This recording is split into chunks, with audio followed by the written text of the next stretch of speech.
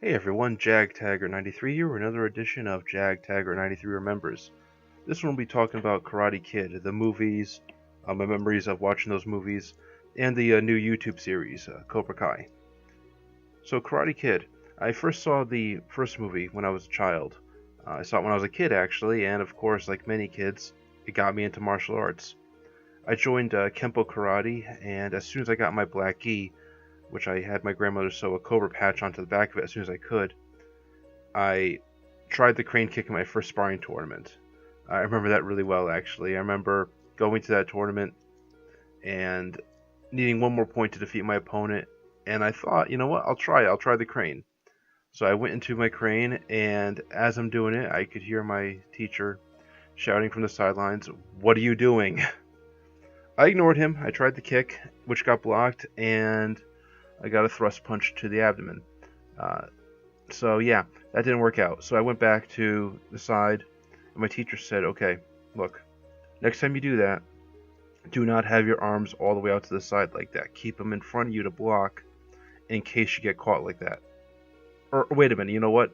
Actually, don't ever do that again. Those are his exact words. But still, it was a lot of fun to try all the different things I would see in different movies like The Karate Kid when I got started with doing martial arts. And I really grew up doing Kempo as well. While I was there, with this Kempo karate school, I met a lot of people that influenced me and, to a large extent, made me into how I am today. My teacher and a lot of the friends I had got me into things like anime, got me into certain games like Doom and Quake, and got me into 80s horror movies like Nightmare on Elm Street, Lost Boys, The Omen, Friday the 13th, etc., etc. So The Karate Kid was really fundamental to my early development, actually. Now, as a kid, I liked The Karate Kid for, the martial arts in it. The music was always very nice to listen to, even back then and now as well. The characters were really amusing and entertaining as well. But looking back at it as an adult, I appreciate the original Karate Kid movie because I think it paints a more accurate picture of bullying than you would expect. What I mean by that is that the bully character, Johnny Lawrence, if you were to ask him in the movie, "Why are you bullying Daniel?" he very likely would say, "I'm not bullying him. He does it to himself. He's moving in on my girl," or "He keeps poking me and I have to strike back. I'm a cobra." Also, he operates under the mindset of the Cobra Kai, strike first, strike hard, no mercy. If a man confronts you, he's the enemy, and so on and so forth. So, that I think is very important and profound. Majority of bullies in schools today, if you were to ask them, "Why are you bullying that kid?" they're going to say, "I'm not bullying him or her.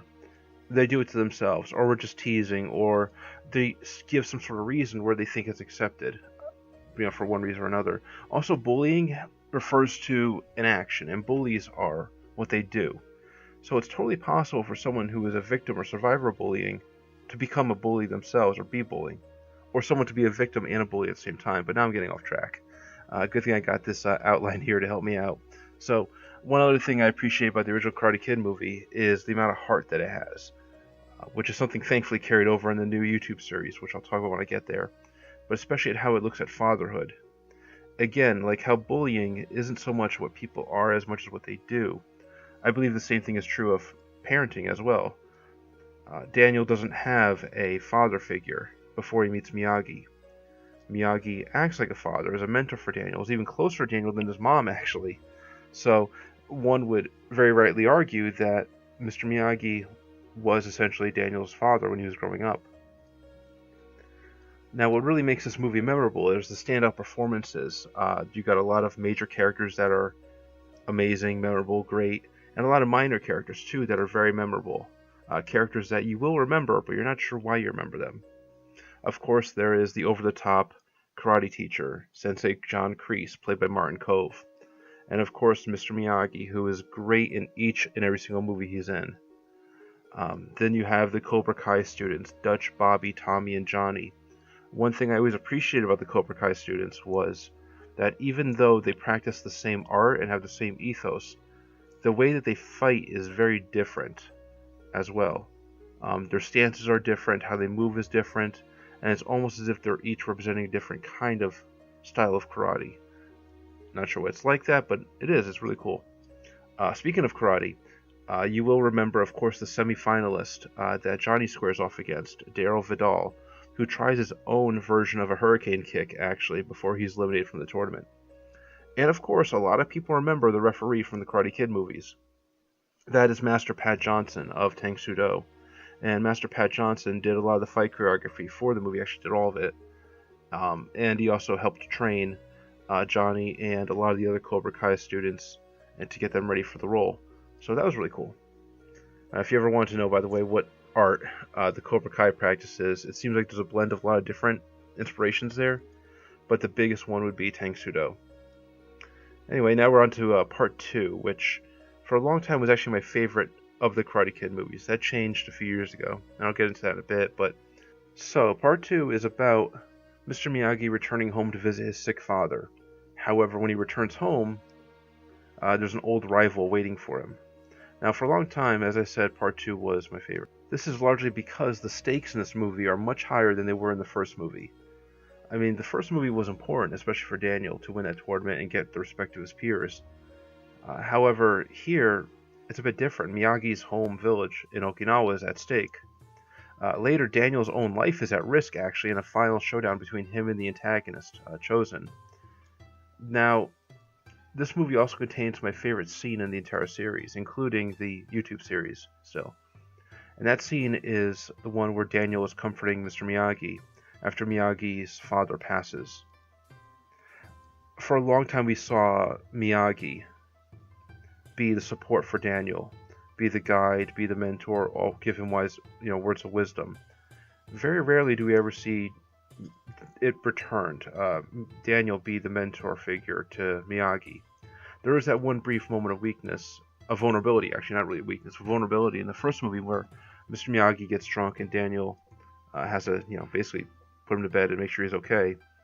But besides that, Daniel is very much dependent on Miyagi, so seeing Miyagi confide in Daniel, feel comfortable showing Daniel, consciously comfortable of showing his vulnerability to Daniel is huge, and Daniel reacts very appropriately, very maturely, as a son figure, actually. Now, in this movie, we have a new love interest, and this is one of my big criticisms with the first and second movie. Here, there's a new love interest named Kumiko. Now, Ali, the love interest in the first movie, is explained away very quickly at the beginning of the movie, so now we get Kumiko. And Kumiko, I'm not gonna lie, really, really cute, really cute. So you want this to last. They got some good chemistry, Daniel and Kumiko. But in the third movie, Kumiko is explained away real quickly as well. So yeah, it's kind of a meh. Also, one other thing that probably could have been done a lot better was the new technique in Karate Kid Part 2. The new technique is called the drum punch, and the drum punch is simultaneously moving away from your opponent's strike while striking back at the same time, so you're using your own momentum that you naturally have while moving away from their blow while returning a blow. You're not standing in place trying to block and not gaining any momentum. So it's a very practical move, but it's not as flashy as the crane kick that we saw in the first movie. And really how the last fight scene is shot in Karate Kid 2 really takes away from the significance of the move, because the camera is just so up close to Daniel and Chosen, especially Daniel. So it looks like Daniel's just rage swiping at Chosen, just throwing wild haymaker after wild haymaker. And that's not what the move is about at all, actually. But whatever. Now, the movie could have ended really, really badly. That's something I didn't realize until years later, but Daniel accompanies Miyagi to Okinawa. And of course, his mom, Daniel's mom, trusts Miyagi to, watch over Daniel. Daniel's still just a kid, teenager. At the end of the movie, Daniel enters pretty much into a death match, a death fight against Chosen, a trained martial artist, a guy who's been training United States soldiers, actually, at the base there. So, yeah, what would, if Daniel died, what would Miyagi do? He would have to tell Daniel's mom, of course, that he entered her son into an Okinawan death match, and he totally would have won if he just remembered his move that he kept showing him with this drum. But, yeah, well, thankfully, Daniel doesn't die. And Daniel does remember what he's taught from Miyagi, and the movie ends on a happy note. From there, a TV show was made. It was a cartoon and a video game. Now, as a kid, I remember the cartoon. I never really got into it. Even for me, I thought it was a bit cheesy. The cartoon premise was basically Miyagi, I think Kumiko was in it, and Daniel going around the world fighting crime using karate.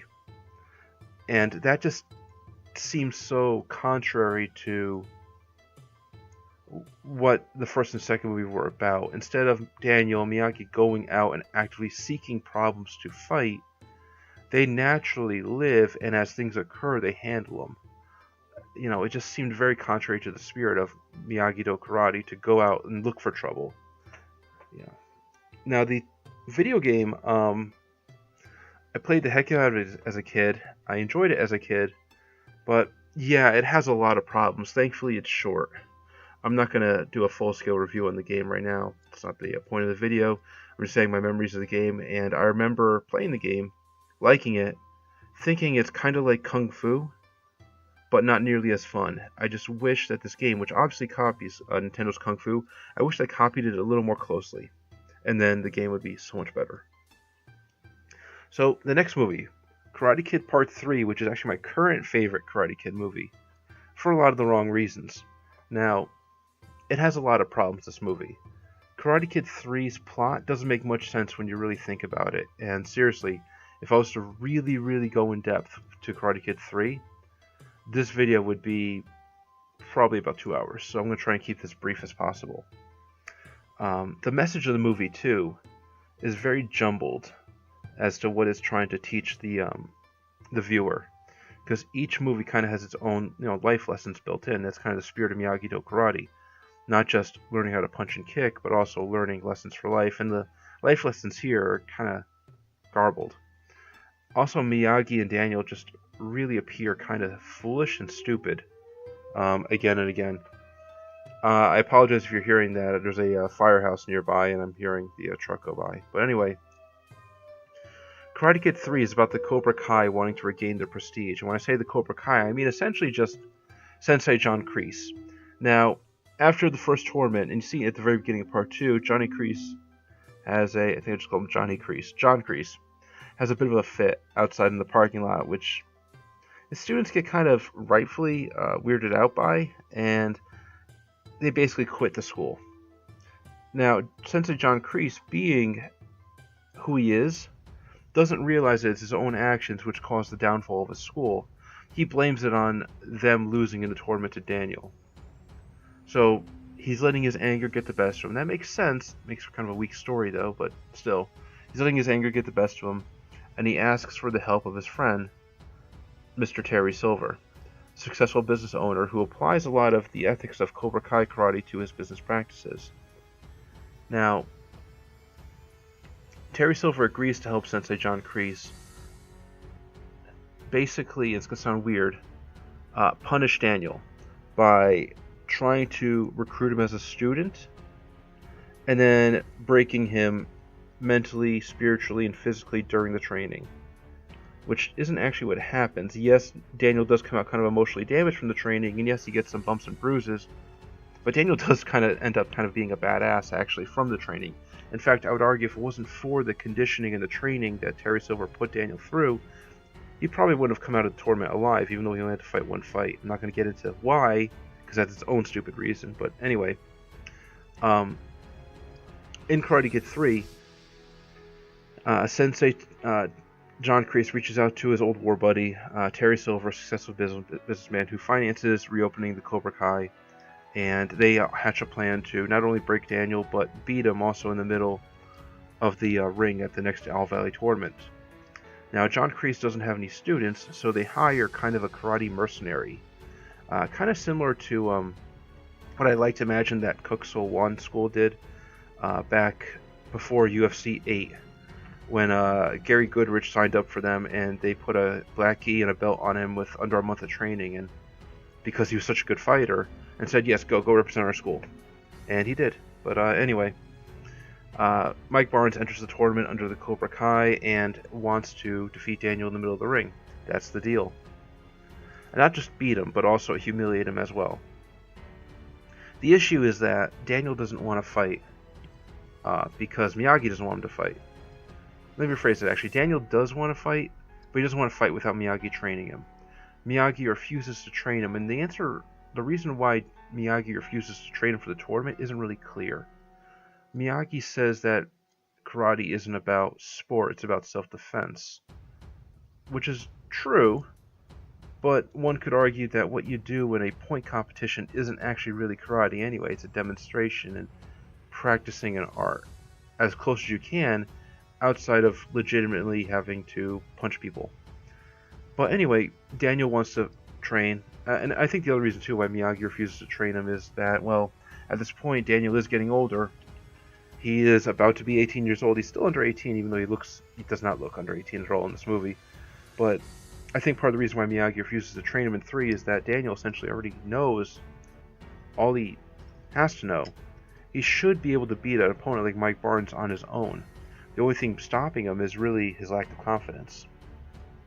Daniel doesn't see it that way. Daniel thinks he has to train again. So, as planned, Terry Silver dresses himself up to look, like a humble karate do practitioner. Pretends like he doesn't know Mike Barnes. Mike Barnes is keeping his Cobra Kai connections under wraps for now, and nicely volunteers to train Daniel LaRusso for the tournament. And of course, the training is very brutal, very harsh. Daniel keeps coming home with bruised feet, bloody knuckles, and has to keep lying to Miyagi about how he's getting, hurt, which is exactly what Sensei John Kreese and Terry Silver want. Now, the fight choreography in this movie I think is very good, with an asterisk. I'll get to that in a second. The fighting from Terry Silver especially looks very flashy, very Taekwondo inspired. It looks a lot like Robert Garcia, actually, how he fights in Art of Fighting, the video game. I'm not sure why I'm drawing that parallel, but that's just how it always reminded me. So, the fighting in this movie is very good. I especially like how Mike Barnes fights as well. His style of karate is very roughneck. It's very effective as well, too. The one fight that doesn't look too good is the fight between Mike Barnes and Terry Silver, which has a reason why it doesn't look too good. It looks way too fake, and that's on purpose, because it's a show fight for Daniel to make Daniel feel like he can trust Terry Silver, after Terry Silver, quote-unquote, beats up Mike Barnes to save Daniel when Miyagi isn't able to get there. So, anyway, eventually the ruse is discovered. Miyagi then agrees to train Daniel because he realized Daniel has been getting physically abused and harassed constantly by Mike Barnes until he's agreed to participate in the tournament. And they train. And here's one of those unintentional reasons why I like Karate Kid 3. The training, if you compare it between Daniel and Mike Barnes, is very interesting. So how Daniel trains for the tournament is basically doing a relaxing kata by the beach, which is nice, but that apparently is all he and Miyagi ever do. That's all you ever see. Whereas how Mike Barnes trains, you see him working a heavy bag, you see him doing conditioning, you see him sparring, you see him working up a sweat, you see him getting fit, treating this with seriousness. So, yeah, one fighter trains by taking it easy doing kata on the beach, the other one trains by getting bloody and sweaty in the dojo. You can guess what happens, and this is exactly what happens. Mike Barnes basically toys with Daniel for the entire match, humiliates him, embarrasses him. He looks confident too because he trained hard. Daniel's confidence is broken, shattered, has a panic attack. Miyagi has to come out and tell him it's okay, it's okay, it's okay. They go to sudden death, which is caused not because it's a close match, but because Mike Barnes completely outclasses him on the mat. He will get a point, purposely lose it, get a point, purposely lose it, and then Daniel does his kata, gets a lucky point, wins because of sudden death, which is really crappy. That movie ends with you thinking that Daniel isn't really the superior fighter at all. Mike Barnes actually looks really annoyed at the end of the match, actually, and you kind of get the feeling that Mike Barnes is probably waiting for Daniel in the parking lot when Miyagi isn't around. So, after Karate Kid 3, there was one more movie called The Next Karate Kid. The Next Karate Kid wasn't really for me. I didn't really like it. I was kind of disappointed. When I saw the title to The Next Karate Kid and went to see it in theaters, I really didn't know much about it other than, the title. So I was hoping and assuming it had something to do with Daniel opening a new school and carrying on Miyagi-Do karate.